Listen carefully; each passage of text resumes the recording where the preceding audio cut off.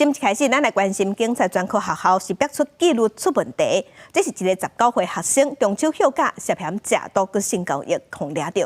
佮互性交易业者强迫翕影片，甲影片传去警专学生的群组内底。警方即马已经介入调查，抓到7个嫌犯，移送法办。今天去开妹妹，然后抢妹妹的钱，还打妹妹啊，吸毒。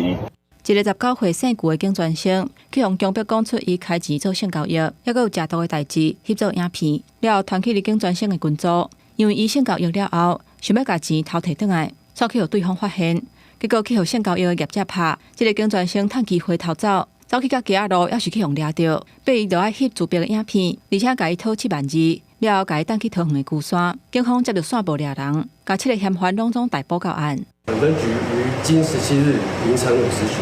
接获报案，称被害人于本辖永和路一段遭5名男子殴打，并拘束人身自由。经调查，系因性交易纠纷所引起。